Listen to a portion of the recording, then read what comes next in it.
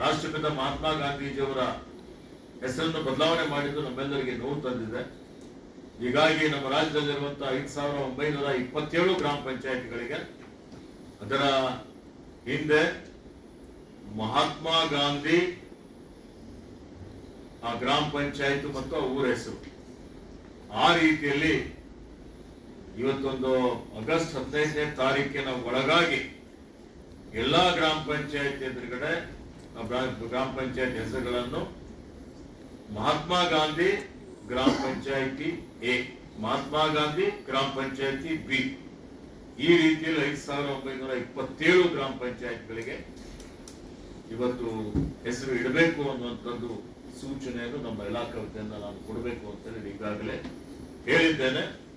ದೆಹಲಿಗೆ ಹೋಗಿದ್ದಾಗೂ ನಾನೊಂದು ಪ್ರಸ್ತಾಪ ಮಾಡಿದ್ದೆ. ದೇಶದಲ್ಲಿರುವಂತಹ 2,68,000 ಗ್ರಾಮ ಪಂಚಾಯತಿಗಳಿಗೆ ಸಹಿತ ವಿಬಿಜಿ ರಾಮ್ಜಿ ಇದ್ದಿದ್ದು ಮಹಾತ್ಮ ಗಾಂಧಿ ವಿಬಿಜಿ ರಾಮ್ಜಿ ಮಾಡ್ರಿ ಅಂತ ಹೇಳಿದ್ದಾರೆ. ಹೀಗಾಗಿ ಅದರ ಉದ್ದೇಶ ಜನರಿಗೆ ಒಂದು ಸ್ಫೂರ್ತಿ ಬರ್ಬೇಕಪ್ಪ, ಒಂದು ಪ್ರೇರಣೆ ಬರ್ಬೇಕು. ಗಾಂಧೀಜಿಯವರ ಪರಿಕಲ್ಪನೆ ಏನಿತ್ತು ಹಳ್ಳಿಗಳ ಅಭಿವೃದ್ಧಿ, ಮಹಾತ್ಮ ಗಾಂಧಿ ಅಂತ ಹೇಳಿದ ಮೇಲೆ ನಮ್ಮ ಮನಸ್ಸಲ್ಲಿ ಒಂದು ರೀತಿಯಲ್ಲಿ ಗೌರವ ಬರುತ್ತೆ. ಅವರ ಕನಸು ನನ್ಸು ಮಾಡಬೇಕು ಅನ್ನುವಂತ ಒಂದು ಸ್ಫೂರ್ತಿ ಬರುತ್ತೆ. ಆ ಉದ್ದೇಶಕ್ಕಾಗಿ ಮಾಡಿದಂಥದ್ದು, ಮತ್ಯಾವುದು ಬೇರೆ ತರ ಯಾವುದೇ ಉದ್ದೇಶ ಅಲ್ಲ. ಕೌನ್ಸಿಲಿಂಗ್ ಮುಖಾಂತರ ಪಿಡಿಒ ಮತ್ತೆ ಪಂಚಾಯತಿ ಕಾರ್ಯದರ್ಶಿಗಳು ಲೆಕ್ಕ ಸಹಾಯಕರ ವರ್ಗಾವಣೆ ಕೌನ್ಸಿಲಿಂಗ್ ಮುಖಾಂತರ ನಡೀತಾ ಇದೆ. ಇದು 2ನೇ ವರ್ಷ.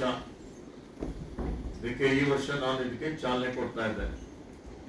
ಮೊದಲನೇ ದಿವಸ ಯಾರು ವಿಶೇಷ ಚೇತನರಿದ್ದಾರೆ, ಪತ್ನಿ ಪ್ರಕರಣದವರು ಇದ್ದಾರೆ, ಏನ್ ಈಗಾಗಲೇ ನಿಯಮಾವಳಿಗಳು ಮಾಡಿದ್ದಿದೆ, ಅದರ ಪ್ರಕಾರ ಪಾರದರ್ಶಕವಾಗಿ ವರ್ಗಾವಣೆ ಈ ಒಂದು ಕೌನ್ಸಿಲಿಂಗ್ ಮಾಡುವಂತ ಪ್ರಕ್ರಿಯೆ ನಡೀತಾ ಇದೆ.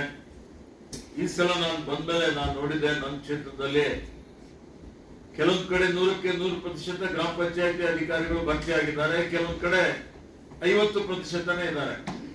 ಗಡಿ ಭಾಗದಲ್ಲಿ ಎಲ್ಲೂ ತಾರತಮ್ಯ ಆಗಬಾರದು ಅಂತ ಹೇಳಿ ಸಮಾನವಾಗಿ ಹಂಚಿಕೆ ಮಾಡ್ರಿ ಅನ್ನುವಂತ ಸೂಚನೆಯನ್ನು ನಾನು ಕೊಟ್ಟಿದ್ದೇನೆ.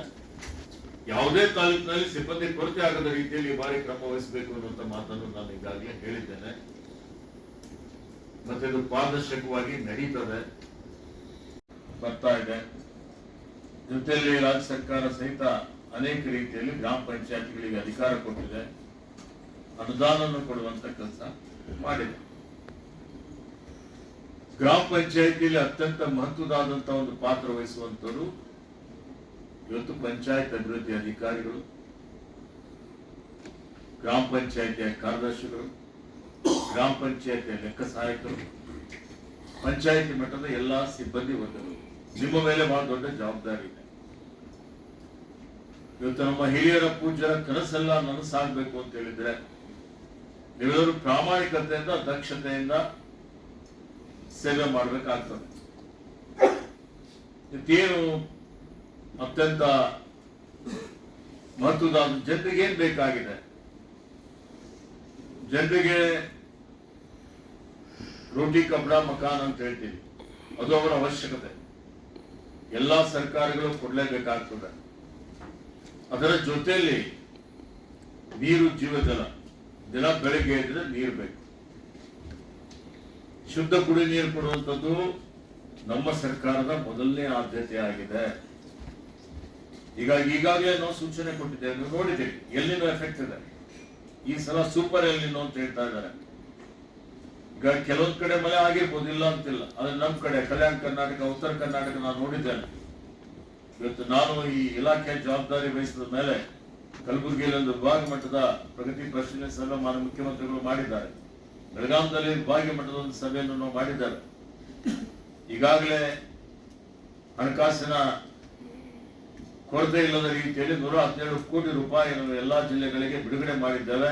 ಅದಕ್ಕೆ 1 ಕೋಟಿ ರೂಪಾಯಿ ಬಿಡುಗಡೆ ಮಾಡ್ತೀವಿ ಅನ್ನುವಂತ ಮಾತನ್ನು ಮಾನ್ಯ ಮುಖ್ಯಮಂತ್ರಿಗಳು ಈಗಾಗಲೇ ಘೋಷಣೆ ಮಾಡಿದ್ದಾರೆ. ಕುಡಿಯುವ ನೀರಿಗೆ ದುಡ್ಡಿನ ಸಮಸ್ಯೆ ಇಲ್ಲ. ನೀರು ಕೊಡುವಂಥದ್ದು, ಶುದ್ಧ ನೀರು ಕೊಡುವಂಥದ್ದು